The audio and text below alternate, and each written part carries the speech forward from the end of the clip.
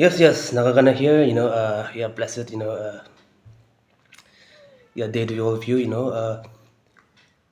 I've been struggling with kind of a a strike of symptoms at the moment. So yeah, that's the reason these couple of weeks I've not been streaming and then uploading contents.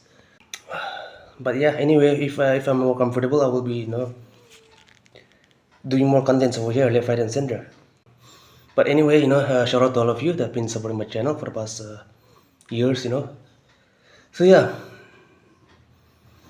we have to talk about this number 10 situation of our club, man. Yeah, as usual, Martin Ødegaard is injured again. It is the third time that he's getting injured. And then, yeah, it was his shoulder, and then he got injured again, on the Forest game, but he came back. We saw a different type of Ødegaard. His performance was different, his style of play was different, and then, we see a different type of Ødegaard. Now, sadly, he's injured. He had an assist against Olympiacos and Newcastle. You've been performing very, very good lately, man. But yeah, I think it's his knee injury that he was subbed off against whom did we play against in the weekend against West Ham United on the first half. It's concerning, to be honest. But given the fact that we have got the youngsters coming up like Nwaneri coming to the ranks, and with the signing of Eze, there is a dilemma here. All right, there is a dilemma here. But before going to that, speedy recovery to Martin Ødegaard. Yes, speedy recovery to him, man. Yeah, we need him at the end of the day. Remember, yes, we have been a little bit more frustrating. Like he don't shoot here and there, but pass off the ball dictates the play in the final third. in the tempo, the style of play that he brings around is very different to the likes of Ethan and Eze, a different profile. So, given the fact that he's injured at the moment, speedy recovery to him, and we're hearing about he'll be out for like a month, so he will miss some couple of matches. Speedy recovery to him because we will need him. Atletico Madrid, Bayern, tough games are coming up in Champions League too. We will need Ødegaard. Like it or not, he's our captain. You know what I'm saying? So yeah, speedy recovery to him, man. Speedy recovery to him. And on the bombshell, yes, let's go to the replacement. Yeah, let's talk about Eze. What will be the role of Iperiche Eze in Arsenal? We all know that he is a central player, isn't it? Attacking player who is comfortable in the wing. With us in a couple of matches, he has played on the left wing. But we all know he is not a winger. Eze is not a winger. He's more dangerous when played centrally. That's Eze. Driving with the ball, gifting space, bring energy into the team and bring ruthlessness. He brings havoc, run riot. That's Eze. Do not hesitate to shoot. He likes to attack, he likes to shoot. Different type of 10. That's Epic Eze. A very different type of 10. Now, is Ødegaard injury a blessing in disguise? I mean, injuries are crucial, man, yes. But again, yeah, Saka is there, Noni Matigu will come back. We've got Ethan, we will come back to him also, right? He can play on the wing. Eze can also play on the right wing too.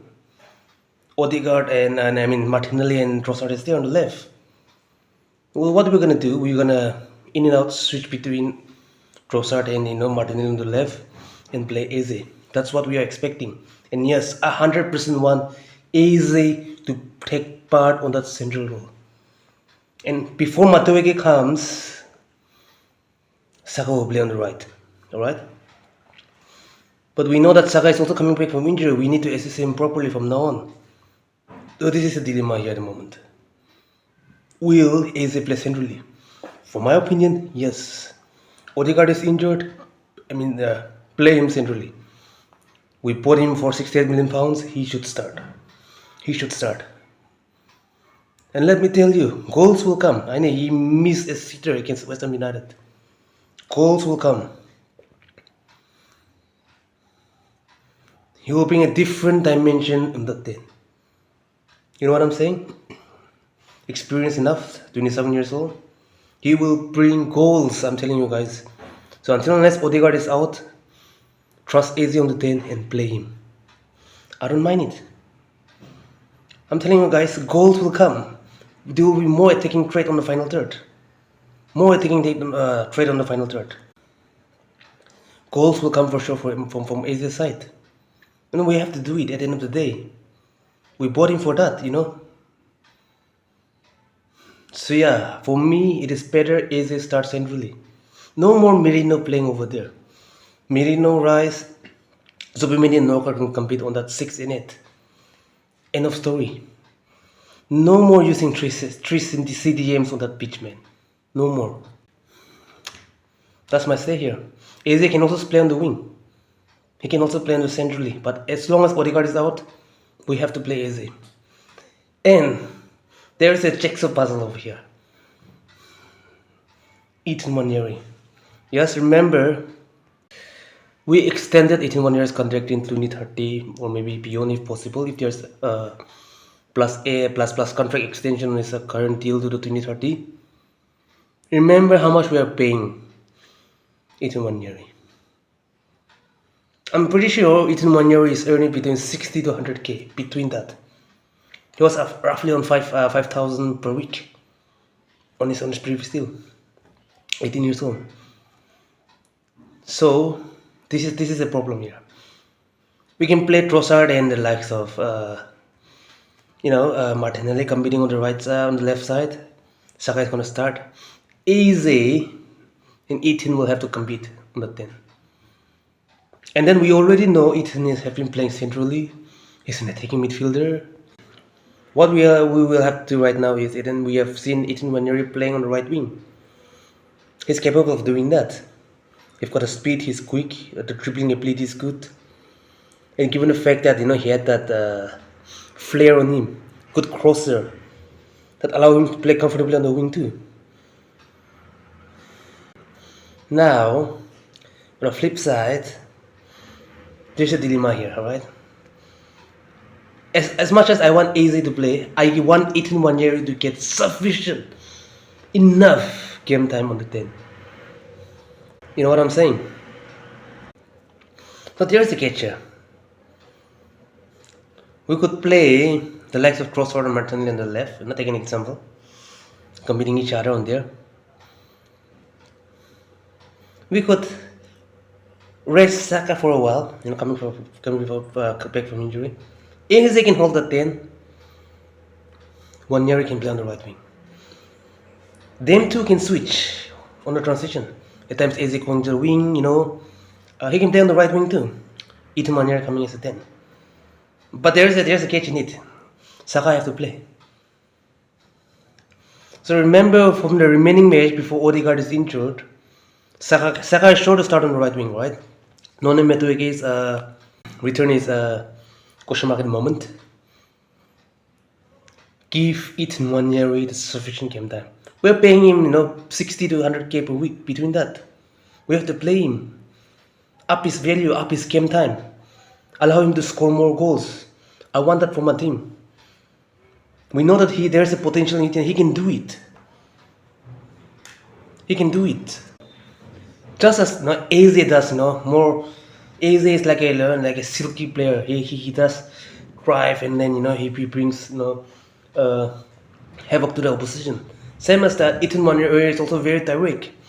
I think Ødegaard is more like a controller in a sexy play.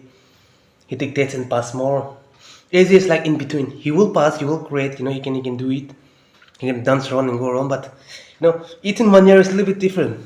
I think Nwaneri is like a kind of an attacking midfielder that would prefer to score more goals instead of passing. The Leeds game, the Nottingham Forest game, and even against Port Vale, we can see the style of play that he's playing. He's very direct, isn't it? He runs with the ball. I think he is fast, but I think he's quicker with the ball with his feet. He will drive, but at times, very young. Decision making is a little bit in and off at times. When you're running with the ball, if there's teammates running around, you have to pass. Give a true ball, or have a shot. At times he goes overall. At times to the left or right, he over dribble himself and he loses the ball. if you're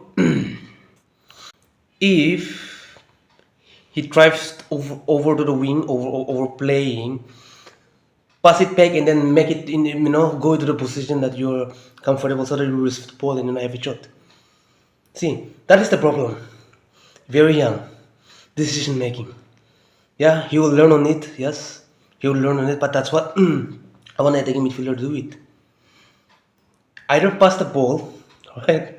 Pass the ball, or shoot. When there is a pace, pass the ball. If you don't want to pass within the 20 to 25, 30 meter, whatever you are, you have a strong left foot or whatever it may be, have a shot.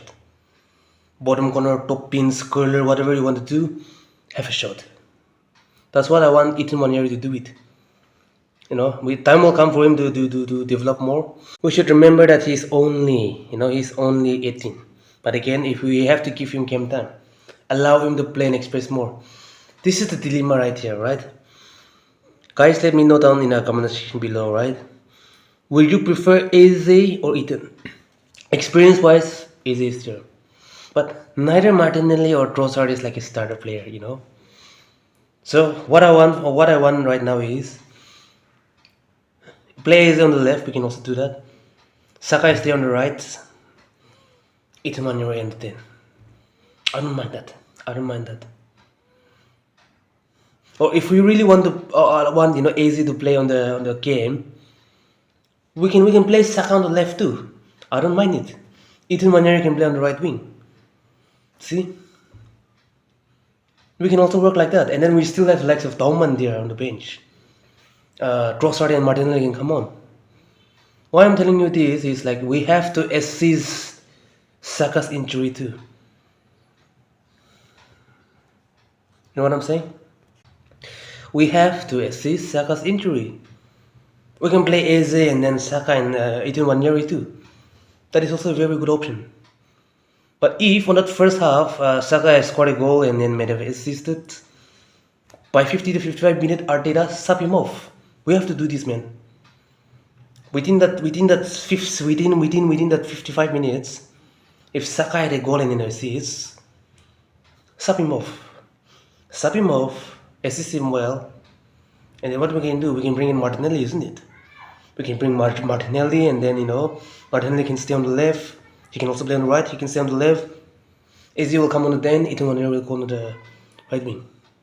It's about time we have to utilize the squad very, very well from now on. That is the tip. Utilize it well. That's it. That's my stay here, alright? That's my stay here. So yeah. Anyway, speedy recovery to Martin Ødegaard as usual, and yeah.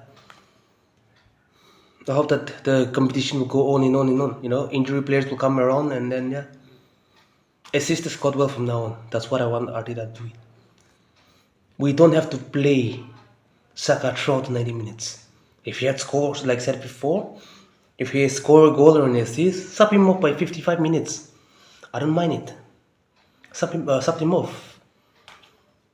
And if Ødegaard has also scored,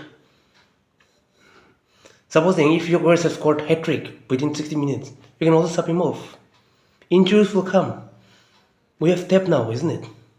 We can play AZ on 10, Ethan Nwaneri, Trossard left wing.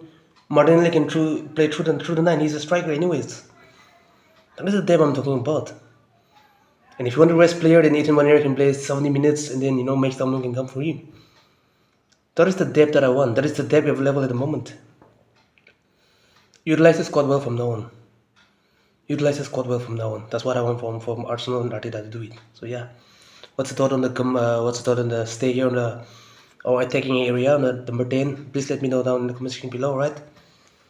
Yeah, man. Yeah, that's all for this vids, and yeah, if you're new to it, please subscribe to my channel, right? And then share, help me grow this community that I'm building, and yeah, smash the like button. I'm out of here. God bless you all, man.